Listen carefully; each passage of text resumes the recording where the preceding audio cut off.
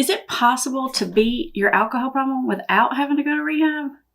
Well, I think it is definitely possible. And in this video, I'm going to tell you our secret formula, how we've helped hundreds of people get sober, stop drinking without ever having to go to rehab.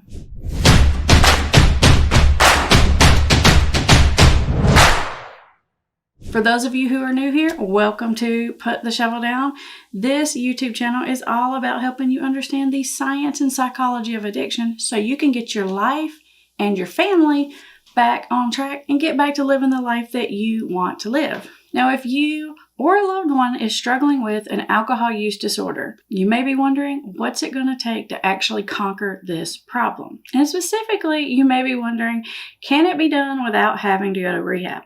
Well, like I mentioned at the beginning, I definitely think it's possible, but make sure you watch this whole video because at the end, I'm going to tell you all about our secret weapon, the big thing that's really been the most helpful in helping hundreds of clients stop drinking, overcome alcoholism, and get back to living the life that they want to live. Now, anytime I'm talking to a person who's trying to overcome an alcohol problem or stop drinking, the first thing that I want to really think through is whether or not this person needs detox.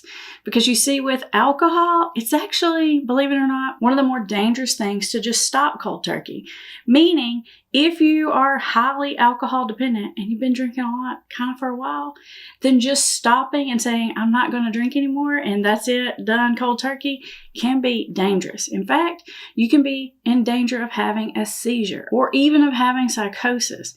Now, I have a video that I made a while back to figure out whether or not you actually need the detox part, and I will link it up here at the end. But the one thing I want you to remember is you definitely need to take this part seriously. In some cases, just stopping drinking can be dangerous. So definitely don't skip this step. The second thing that you really got to put a lot of energy and effort into if you want to get sober without going to rehab is you're really going to have to wrap your mind around the nature of the problem that you're dealing with. Because you see, the second biggest factor that causes most people that we see in our office to fail of overcoming any kind of like substance use disorder is the fact that they have no idea what they're dealing with. They significantly underestimate the problem that they have. And I'm not even talking about the people that are like in denial. I'm talking about the people who know they have a problem and they want to get better. Even when you're in that situation, you gotta know what you're dealing with. Now, there are lots of ways to do this, and if you're trying to do this without going to rehab, and by rehab, just in case I hadn't said it, what I mean is like 30, 60, 90-day treatment, that sort of thing. Inpatient, like where you go and you stay and you live there. You see, most people want to avoid that because, well, all the reasons you can imagine, right? It's not the funnest thing ever to do.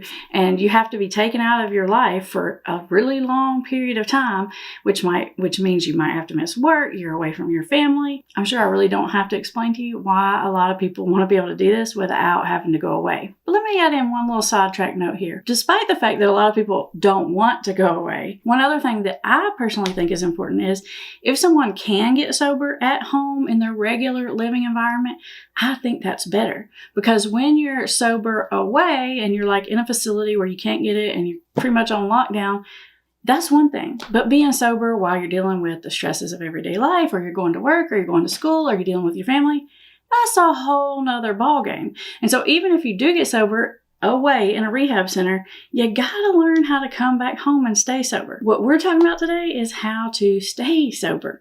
And in order to do that, you really have to understand the nature of what you're dealing with. There are lots of ways to do that. Maybe you have a counselor that you talk to, somebody that specializes in these types of problems. Maybe you go to 12-step meetings or some other kind of recovery support or some other kind of church recovery program. Maybe you read books, listen to podcasts, or even listen to videos on this channel or the many other channels that are out there to help educate you. Or you have a recovery coach. There are a lot of ways to do this, but it is essential to start getting your head wrapped around the nature of this problem because it is very insidious. It can and will trick you. It will sneak back into your life. And if you don't know what's going to happen next, it's going to get you. So please do not underestimate this issue and think that just because you decide you wanted to stop, that's the end of it. Because you see, there are going to be days in your future where you really, really hardcore to the depths of your soul want to stop. And there are going to be days in your future where you're kind of like, I'm iffy. I got a foot over here and a foot over here. And there are going to be days in your future where you don't want to be sober anymore. There's going to be lots and lots of ups and downs. And so please, please, please do not be misled by the thought that I'm really committed and I really mean it and I'm done with it. And because I'm done with it, for sure, that's it. It's over and I can stop worrying about it because I'm just totally done. I'm putting it away. It does not work like that. If you think that, then that's another humongous, big, giant sign that you need to go back to step number 2 because you haven't done enough research and understanding about the nature of what you're dealing with. All right. Now, speaking of having those ups and downs and those good days and bad days, that brings me to thing number 3, which is absolutely critical. Are you hearing me? Critical if you want to stay sober without going to rehab. And that is creating strong accountability for yourself. And what I mean when I'm saying accountability is you have got to take drinking off the table for yourself for those days when you're not strong, for those days when you're really stressed out, or you've ran out of willpower, or you just don't care anymore, or everyone else around you is drinking and you just want to so bad. You're going to have to make decisions when you're in your strong frame of mind to make sure that you don't drink when you're in your less strong frame of mind. Now, there are a few things I'm going to very strongly recommend that you do to create some accountability for yourself. And keep listening because one of those things is going to be the secret weapon I told you about. The first thing you need to do is you need to get really honest with the people around you about your intention to not drink anymore. If you're trying to do this and you're trying to keep a secret and you're not telling your family and friends, I understand why you might think that or want to do it that way because you're like, well, if I fail, I don't want to be embarrassed, or I've told them all before and they just don't want to hear it. Well, I want you to tell them again, because basically not telling them is leaving yourself room for a relapse. Like sometimes I have clients that tell me, well, I don't really want to tell my friends. I don't think it's any of their business, or my work coworkers or whatever. And I'm like, are you not telling them because really it's not their business? Or are you not telling them in case this whole sober thing doesn't work out, right? Because if everyone knows that you're not supposed to be drinking and you're at the event, you have then taken away the option to drink because everyone around you knows. I mean, yeah, of course you could, but it'd be a lot harder. And that's what I mean by accountability. No, you don't have to tell the whole world, but the people that you're around regularly, or the people that you would regularly drink with, or that would be aware that you were drinking, you probably need to tell those people. And if you want to go a step above and beyond that, because you really want to ensure that you don't relapse, I would go ahead and tell those people all those like secret plans and schemes and things you did to get by with the drinking. Even the part of the drinking that you did that they don't know about. Yes, of course, there was the part of the drinking that you did they don't know about. Yeah, they know about some of it, but there was more, right? There was the drinking behind the scenes. There was the sneak drinking and the hidden drinking and the drinking before you drank with them drinking, right?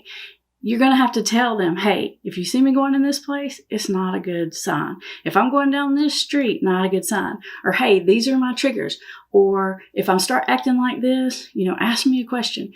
You're going to have to lay it all out there. I say all the time on this channel that addiction lives in darkness and secrecy. It can't live in the light. And what I'm talking about right here is turning the light on the problem. Now, I know those sound like big, scary things, but here's the deal. If you want to get sober without going away, you're going to have to work hard at it. You're probably going to have to work harder at it than you would if you went away to rehab. Because when you go away to rehab, you don't have to deal with life. It's not really an option. You sit in groups all day and you talk about yourself and your problems and you get all this support and love and encouragement, which is a whole different ballgame than the real world, right?